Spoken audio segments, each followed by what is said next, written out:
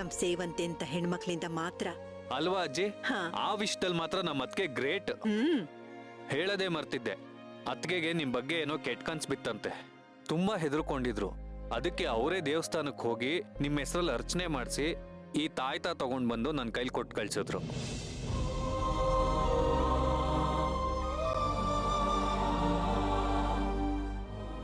ನಾನು ಅವ್ರಿಗೆ ಹೇಳ್ದೆ, ಅಜ್ಜಿ ಹುಷಾರಾಗ್ಬೇಕು ಅಂದ್ರೆ ನೀವು ಮತ್ತೆ ವಾಪಸ್ ಮನೆಗೆ ಬರ್ಬೇಕು, ಮೊದ್ಲಿನಾಗ ನಗ್ನಗ್ತಾ ಇರ್ಬೇಕು ಅಂತ. ಆದ್ರೆ ಅವರದಕ್ಕೆ ಒಪ್ಕೊಳ್ಳೇ ಇಲ್ಲ ಅಜ್ಜಿ. ಆಗದೇ ಇಲ್ಲ ಅಂತ ಹೇಳ್ಬಿಟ್ರು. ನನಗಂತೂ ತುಂಬಾ ಬೇಜಾರಾಯ್ತು. ಅಯ್ಯೋ, ಇವನ್ಗೆ ಅರ್ಜುನ್ ಮಾಡಿರೋ ಪ್ಲಾನು ಗೊತ್ತಿಲ್ಲ. ಸೇವಂತಿನ ಅವನು ಮತ್ತೆ ಇಲ್ಲಿ ಕರೆಸ್ತಾ ಇದ್ದಾನೆ. ಈ ಮನೇಲಿ ನಡೀತಿರೋ ಅನಾಚಾರನೆಲ್ಲ ಬಹಿರಂಗ ಪಡಿಸ್ತಾನೆ ಅಂತ ಗೊತ್ತಾದ್ರೆ ಇವನಿಲ್ಲೇ ಕುಣಿದು ಕುಪ್ಪಳಿಸ್ಬಿಡ್ತಾನೆ. ಆದ್ರೆ ಏನ್ ಮಾಡೋದು? ಕರ್ಣನ್ಗೆ ಈ ವಿಷಯ ಗೊತ್ತಾಗಬಾರ್ದು ಅಂತ ಹೇಳಿದಾನಲ್ಲ. ಇವತ್ತು ಹೋಗ್ತಾ ನನ್ನ ಜೊತೆಲಿ ಮಗುನ ಹಾಸ್ಪಿಟಲ್ಗೆ ಕರ್ಕೊಂಡು ಹೋಗಿದ್ದೆ, ನರ್ಸ್ ಬೇಗ ಹುಷಾರಾಗ್ಲಿ ಅಂತ. ಹಾಗೆ ಮಗುನ ಅತ್ಗೆ ಹತ್ರನೂ ಕರ್ಕೊಂಡು ಹೋದೆ. ಅತ್ಗೆ ಎಷ್ಟು ಸಂತೋಷ ಪಟ್ರು ಗೊತ್ತಾ? ಕಳ್ದೋಗಿರೋ ನಿಧಿನೇ ಸಿಕ್ತು ಅನ್ನೋ ಹಾಗೆ ಮಗುನ ಮುದ್ದಾಡ್ಬಿಟ್ರು. ಮಗುಗೋಸ್ಕರನಾದ್ರೂ ಮನೆಗೆ ಬನ್ನಿ ಅಂತ ಕರೆದೆ, ಆದ್ರೆ ಅವ್ರು ಅದಕ್ಕೂ ಒಪ್ಲಿಲ್ಲ. ಯೋಚನೆ ಮಾಡ್ಬೇಡ ಕೊಡು. ಕಾಲ ಕೂಡ ಬಂದ್ರೆ ಅವಳಿ ಮನೆ ಬಂದೇ ಬರ್ತಾಳೆ. ನಿಮ್ಮ ಅತ್ತಿಗೆ ಹಾಗೆ ಇರ್ತಾಳೆ. ಹೌದು ಅಜ್ಜಿ, ನಾನು ಅದೇ ಪ್ರಯತ್ನದಲ್ಲಿದ್ದೀನಿ. ಹಗ್ಲು ರಾತ್ರಿ ಆ ನರ್ಸ್ ಬೇಗ ಹುಷಾರಾಗ್ಲಿ ಅಂತ ಹಾಸ್ಪಿಟಲ್ಗೆ ಅಲಿತಾ ಇದ್ದೀನಿ. ಹೌದಾ? ಅಲ್ಲ, ಆ ನರ್ಸ್ ಬೇಗ ಹುಷಾರಾಗ್ಲಿ ಅಂತ ನೀನ್ ಯಾಕೆ ಅಲಿತಾ ಇದೀಯಾ? ಅದಕ್ಕೂ ಸೇವಂತಿಗೂ ಏನೋ ಸಂಬಂಧ? ಅದು ಏನಿಲ್ಲ ಅಜ್ಜಿ. ಅಜ್ಜಿ, ತುಂಬಾ ಲೇಟ್ ಆಗ್ತಿದೆ, ನೀವು ಮಲ್ಕೊಳ್ಳಿ, ಬೆಳಗ್ಗೆ ಮಾತಾಡೋಣ. ಗುಡ್ ನೈಟ್ ಅಜ್ಜಿ. ಹಾ, ಇವನು ಏನೋ ನನ್ನಿಂದ ಮುಚ್ಚಿಡ್ತಾ ಇದ್ದಾನಲ್ಲ, ಅದೇನಿರ್ಬೋದು?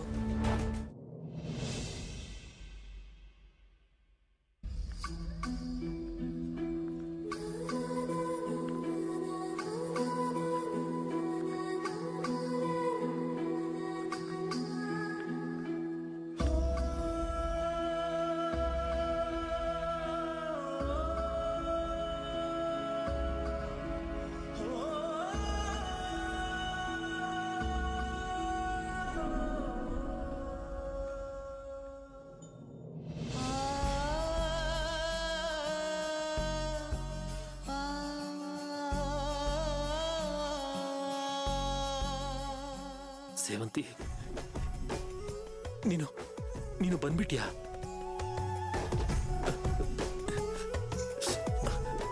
ಇದು ಕನ್ಸಲ್ಲ ತಾನೆ? ಖಂಡಿತ ಕನ್ಸಲ್ಲ ಸರ್.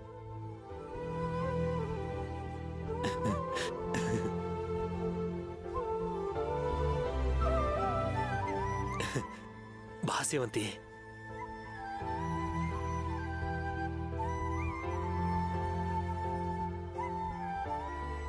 ಬಾ ಸೇವಂತಿ.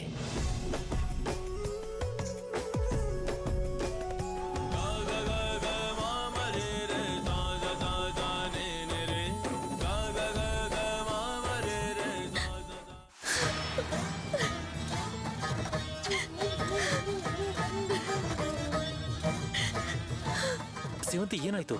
ಸೇವಂತಿ, ಯಾಕೆ ಅಳ್ತಾ ಇದೀಯಾ? ಏನಾಯ್ತು ಹೇಳು. ಹೇಳು ಸೇವಂತಿ, ಏನಾಯ್ತು?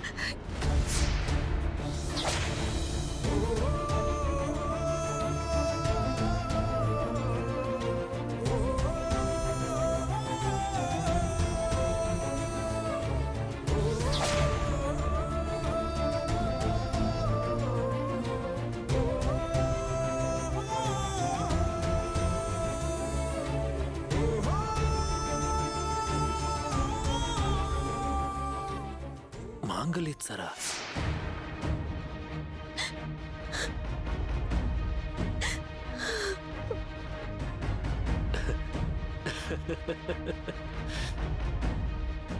ನೀನ್ ಯಾಕೋ, ನೀನ್ ಹಂಗೆ ಯಾಕೋ ಅಂತ ನನ್ನಿಂದ ಡಿವೋರ್ಸ್ ತಗೊಂಡ್ಮೇಲೆ ಇದ್ರ ಅವಶ್ಯಕತೆ ನನಗಿಲ್ಲ ಅಂತ ಇದನ್ ಕೊಟ್ಟು ಹೋಗಕ್ ಬಂದ್ಯಾ?